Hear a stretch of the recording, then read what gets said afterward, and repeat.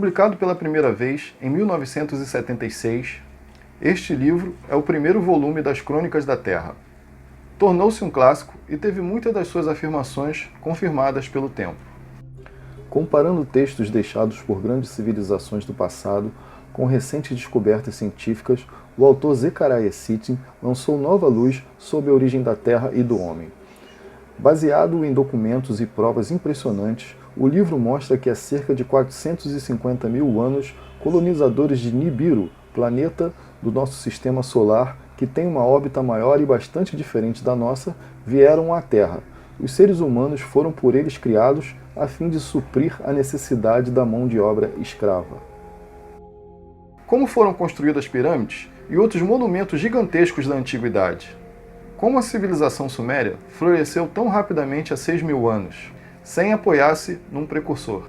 Esta é, enfim, uma leitura desafiadora para quem ousa questionar dogmas, refletir livremente e descobrir verdades ocultas. Eu sou Marcelo Ribeiro, do canal YouBook, e não se esqueça de se inscrever no canal. Zecharia Sitchin nasceu em 1920 no Azerbaijão, mas cresceu na Palestina. Lá, ele adquiriu conhecimento profundo de hebraico antigo e moderno. Formado em História da Economia na Universidade de Londres, foi um jornalista e editor em Israel, antes de se mudar para Nova York em 1952, enquanto trabalhava como executivo em uma empresa transportadora. Ele estudou por conta própria a escrita cuneiforme suméria e visitou vários locais de importância arqueológica. Um dos poucos acadêmicos capaz de ler tabuletas de argila e interpretar sumério antigo e acadiano. Sitchin baseou as Crônicas da Terra em textos e evidências registradas por antigas civilizações do Oriente Próximo. Ele faleceu em Nova York em 9 de outubro de 2010. No início do livro, o autor usa como prova a evolução do homem moderno, o Homo sapiens. Estudiosos acreditam que o homem apareceu na Ásia há 500 mil anos. Porém, logo foram encontrados fósseis mais antigos, levando a origem dos nossos primórdios para desconcertantes 25 milhões de anos. Cerca de 11 milhões de anos mais tarde, surge o primeiro homem macaco, digno de ser classificado como Homo. E há 2 milhões de anos na África, o Australopiteco avançado. Mais 1 milhão de anos depois, aparece finalmente o Homo erectus. Depois de outros 900 mil anos, o nosso primeiro primitivo, o homem de Neandertal. Mas há cerca de 35 mil anos, surge vindo do nada uma nova raça de homens, o Homo sapiens, o homem pensante, e que varreram da Terra os Neandertais. Eles receberam o nome de Cro-Magnon e tinham um aspecto muito semelhante ao nosso, a ponto de se perderem de vista entre as multidões das cidades. Me desculpem os fãs do Ron. Desenvolveram ferramentas e armas feitas de madeira e ossos. Já não andavam mais nus, passando a usar peles para se vestir.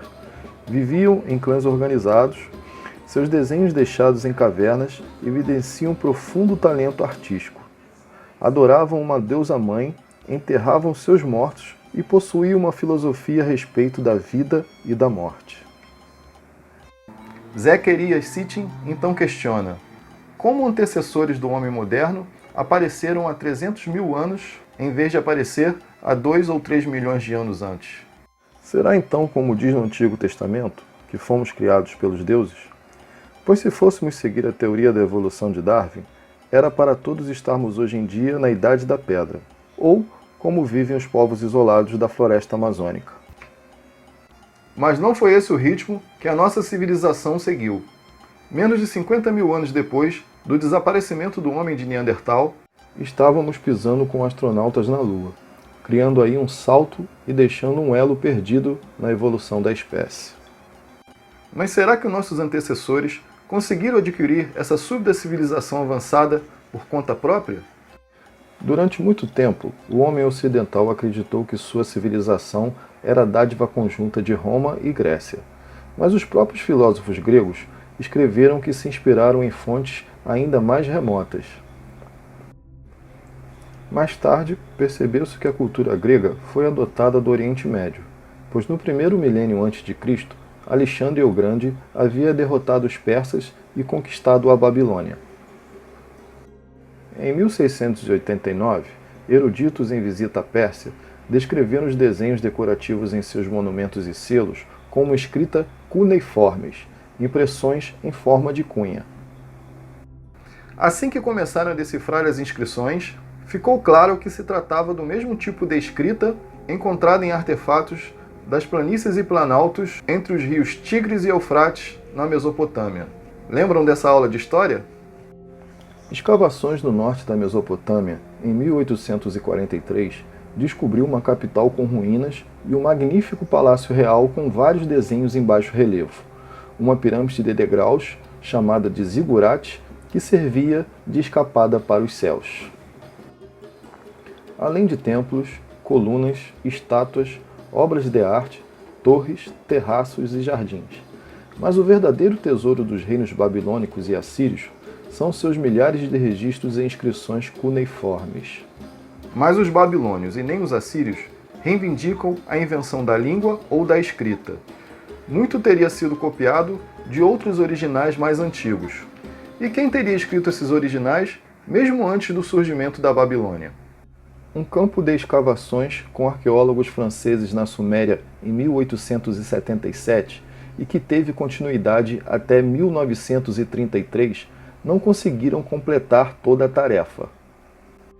Eles descobriram que a Suméria era uma sofisticada civilização e que dera origem às grandes construções com a invenção dos tijolos. Tinham grande conhecimento em matemática, culinária, transporte por rios, foram os primeiros a usarem a roda, introduzindo na vida diária carroças e carruagens. Usando a força do boi e de cavalos para a locomoção, criaram as primeiras escolas, o primeiro congresso, o primeiro historiador, a primeira farmácia, o primeiro almanaque do agricultor, os primeiros provérbios, a primeira biblioteca, códigos de lei, a primeira canção e a medicina. Em Eridu, a primeira cidade suméria, arqueólogos encontraram um templo dedicado a Enki, o deus da sabedoria. E tudo isso no início do terceiro milênio antes de Cristo. Uma civilização avançada vinda do nada, surgindo repentinamente em um espantoso período curto de tempo, que transformou caçadores nômades e primitivos em engenheiros de cidades, matemáticos, astrônomos, metalúrgicos, comerciantes, músicos, doutores, escritores e juízes. A resposta estava resumida em uma das dezenas de milhares de inscrições mesopotâmicas desenterradas. Tudo o que parece belo, nós o criamos pela graça dos deuses. Os deuses gregos e romanos, os hindus e egípcios, possuíam, assim como os antigos sumérios, 12 deuses em seu panteão, onde tudo leva a crer uma mesma fonte de origem. Um dos principais assuntos desse livro conta a história de que antes das coisas serem criadas, os sumérios acreditavam que a existência do homem foi o resultado de um empreendimento criado por parte dos deuses. Com poderes que iam além da compreensão dos mortais, esses deuses não só tinham um aspecto humano, como comiam e bebiam como nós, possuíam emoções humanas de amor, ódio, lealdade e infidelidade. O chefe dessa família de deuses era Anu. Ele era o grande pai dos deuses. O seu símbolo era uma estrela, e assim como os deuses gregos moravam no Monte Olimpo, a residência de Anu e sede de seu reino estavam nos céus. E para ali se dirigiam os Anunnakis, os outros deuses do céu e da terra, como eram chamados, quando precisavam de conselhos ou favores, e para se reunirem em assembleia. O palácio de Anu tinha portais guardados por um deus da árvore da verdade e por um deus da árvore da vida. Havia um templo em Uruk que recebiam Anu e sua esposa Antu, em uma pomposa cerimônia. Anu não era só o rei dos deuses, mas também aquele que por cuja graça os reis podiam ser coroados. A segunda mais poderosa deidade do panteão sumério era Enlil. cujo nome significa Senhor do Espaço. Ele era o filho mais velho de Anu.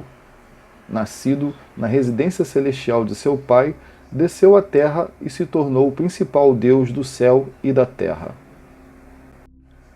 Quando os deuses se reuniam em assembleia na residência celeste, Enlil presidia a reunião ao lado de seu pai.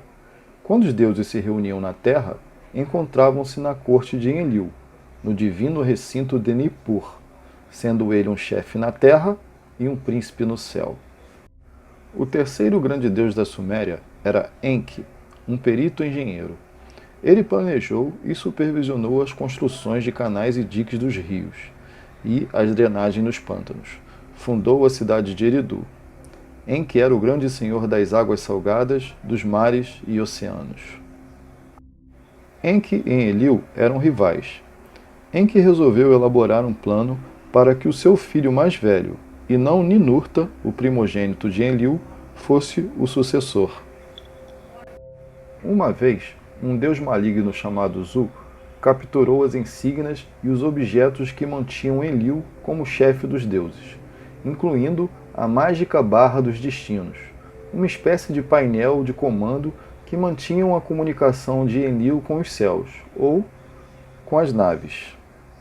Zu fugiu em sua máquina voadora para um esconderijo. O deus Anu decidiu que ele fosse capturado para que as normalidades fossem restauradas. Enki teve uma grande ideia. Por que não chamar Ninurta, herdeiro de seu irmão Enlil, para assumir a luta sem esperanças? Se Ninurta fosse morto, Enki se beneficiaria. Mas Ninurta era um deus lutador. O jovem deus empunhava uma arma que desferia flechas de luz e era conhecido por suas práticas marciais. No combate, Ninurta teve que disparar suas flechas de luz nas rodas dentadas das asas da máquina voadora de Zu, que foi derrotado, e a Barra do Destino levada de volta a seu pai Enlil. O plano de Enki havia fracassado. Acreditava-se que os deuses eram capazes de subirem da terra e ascender aos céus. E havia uma área interna restrita dentro dos templos, feitos para os deuses guardarem seus pássaros divinos, ou naves espaciais, como assim desejarem as interpretações. Esses pássaros eram protegidos o tempo todo por duas armas divinas, o Caçador Supremo e o Matador Supremo, armas que emitiam feixes de luz e raios mortais. Gilgamesh, um rei de Uruk, filho de um pai mortal e uma mãe divina, decidiu subir aos céus para obter de seus ancestrais o segredo da vida eterna. Essa história ficou conhecida como a Epopeia de Gilgamesh. Ele, junto a Enkidu, seu companheiro na aventura, alcançaram a montanha onde os pássaros divinos eram lançados. Quando Gilgamesh explicou a uma espécie de guardas-robôs a sua origem divina e o objetivo da viagem, eles o deixaram passar, permitindo que seguisse em frente sem precisar disparar seus refletores que emitiam raios. Chegando ao seu destino, ele se depara com um magnífico jardim, onde as frutas e as árvores eram esculpidas em pedras preciosas. Esse era o lugar onde um dos seus ancestrais residia. Lá, ele acabou recebendo uma resposta decepcionante, que foi: o homem não tem como fugir do seu destino mortal. Entretanto, Utnapishtim ofereceu a Gilgamesh uma forma de adiar a morte, lhe dando a planta da juventude. Porém, na volta para casa, Gilgamesh perdeu a espécie de planta de maneira estúpida e retornou para Uruk de mãos vazias. O épico da criação mesopotâmica relata um período em nosso sistema solar em que o planeta Terra ainda não tinha sido criado. Nibiru, um grande planeta invasor com uma imensa órbita externa que o faz retornar às cercanias da Terra a cada 3.600 anos, se chocou com um planeta chamado Tiamat. Esse choque teria dividido Tiamat ao meio. Metade deslocada em uma nova órbita se tornou mais tarde a Terra. E a outra metade em cometas e cinturão de asteroides, que separaram o grupo de planetas internos dos grupos de planetas externos do Sistema Solar. E o principal satélite de Tiamat se tornou a nossa Lua. O motim dos Anunnakis. Enlil era o deus da terra, Anu dos céus e Enki ficou com os mares e as profundezas. Essas profundezas poderiam ser perfurações feitas no solo, minas de onde eram extraídos metais preciosos. No sul da África já foram encontradas minas datadas da pré-história. De certa forma, esses metais extraídos das minas, principalmente o ouro e alguns metais radioativos, eram de muita importância para os deuses. Mas esse trabalho era executado pelos deuses subalternos, conhecidos como os Anunnakis. Cerca de 600 desses deuses trabalhavam na terra e 300 nos céus para receberem os carregamentos. Era um trabalho muito árduo e de rigorosa disciplina. Escavar era a mais abominável tarefa. Eles cavavam canais para irrigação, cavavam para extrair o metal da terra. Para isso, usavam um machado de prata que brilhava como o dia, mesmo no subsolo. Durante um longo período, os Anunnakis sofreram com o trabalho árduo, até que eles resolveram dar um basta. Quando Enlil visitou a área de mineração, os Anunnakis aproveitaram a oportunidade e fizeram um motim. Eles atearam fogo em suas ferramentas e foram até os portões de Enlil e rodearam a sua casa. Enlil transmitiu uma mensagem para o seu pai Anu e ao seu irmão Enki. Anu sugeriu uma investigação para descobrir quem era o líder da conspiração. Mas os Anunnakis permaneceram unidos e disseram que a guerra tinha sido declarada por cada um deles. Quando Enlil ouviu o relatório sobre as reclamações, suas lágrimas rolaram. Ele estava disposto a devolver o cargo a Anu. Até que Enki ofereceu uma solução. Vamos criar um Lulu, disse ele, um trabalhador primitivo. Rapidamente, a sugestão foi aceita pelos deuses. Homem será o seu nome, e o seu trabalho tirará o peso dos encargos dos Anunnakis. A mulher de Enki se chamava Ninhursag.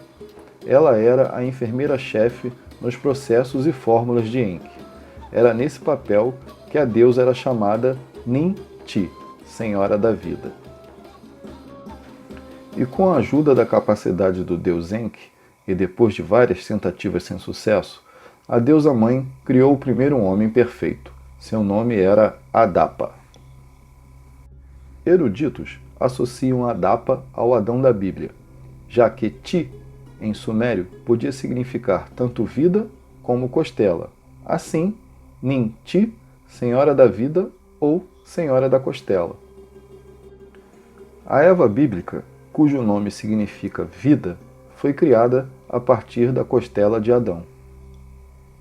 E como uma deusa que doa vida, Ninhursag era conhecida como a deusa-mãe. Seu diminutivo era Mamu, palavra predecessora de mamãe. Os deuses vieram à Terra para montar suas colônias e criaram seus próprios escravos. O motim dos deuses levou à criação do homem, sua imagem e semelhança. Os contos bíblicos, na verdade, não passam de uma versão editada dos contos sumérios. Sem a interferência dos deuses, o homem moderno estaria hoje a milhões de anos de distância na árvore evolucionária. O Australopithecus já estava disponível. Ele tinha a inteligência de desmontar armadilhas feitas pelos deuses caçadores, porém, seu cérebro não estava pronto, ao ponto de receber ordens para trabalhar. Seu físico tinha que ser alterado para poder usar as ferramentas dos Anunnakis, compreender a fala, ser obediente e útil. O processo usado por Enki foi manipulação genética, pois precisava de uma produção em massa, em outras palavras, imprimir a imagem dos deuses na base já pronta dos australopitecos. Adapa para os sumérios, ou Adão da Bíblia, seria para os acadêmicos o mesmo que o Homo sapiens. O homem geneticamente compatível com os deuses, podendo até ter filhos com eles. Artes em selos sugerem que Ninhursag teria ficado grávida de Adapa. Ela dera à luz a criatura perfeita, que foi usada como molde para a criação de duplicatas masculinas e femininas. Por serem híbridos, provavelmente os primeiros seres eram estéreis, mas por algum desentendimento com o seu desafeto Enlil, Enki resolveu criar a Dapa, podendo procriar por conta própria. Os filhos dos deuses, quando viram que as filhas dos homens eram compatíveis, começaram a tomar para si e a fazerem sexo com elas. Desagradou muito os deuses, que resolveram dar um basta. Afinal, o homem havia desviado do propósito pelo qual fora criado. Em uma assembleia, Enlil e os deuses votaram pela destruição da humanidade, pois eles sabiam que o dilúvio se aproximava, pois estava no período em que a rota de Nibiru voltava ao sistema solar, causando catástrofes ao planeta Terra. Porém, em segredo, Enki informou a Utnapishtim, o seu fiel servo, um homem que não havia corrompido com os princípios humanos, para que ele derrubasse sua casa, construísse um navio e reunisse a bordo sua família, as pessoas que o ajudaram a construir a embarcação e a semente de todas as coisas vivas. Ao abandonar a terra, os deuses perceberam o quanto eram ligados a ela e seus habitantes. Durante 6 dias e 6 noites, a tempestade soprou, quando Utnapishtim percebeu que o navio havia estabilizado, preso no pico dos Montes da Salvação. Em agradecimento, Utnapishtim ofereceu um sacrifício. Os deuses sentiram o cheiro do sabor e foram até ele se reunir ao redor. Comovida, a grande deusa-mãe jurou nunca esquecer daquele dia. Enlil, quando chegou ao local, ficou extremamente furioso ao descobrir que algumas pessoas haviam sobrevivido. Ninurta logo acusou Enki de ter revelado o segredo do dilúvio.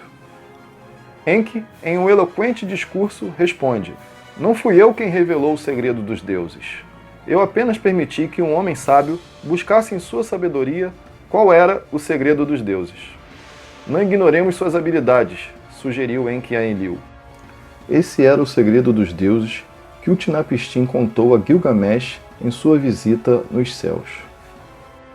A divindade então permitiu e abençoou a humanidade para que crescesse e multiplicasse. Enlil foi derrotado pela estratégia de Enki. A humanidade estava salva e a terra liberada para o homem. Os deuses estabeleceram em conselho o futuro dos homens na terra, criando 4 regiões: a Mesopotâmia, o Vale do Nilo no Egito e o Vale do Hindu foram colonizadas pelo homem. Etilmun, que era restrita apenas aos deuses, onde eles estabeleciam contato com a base espacial.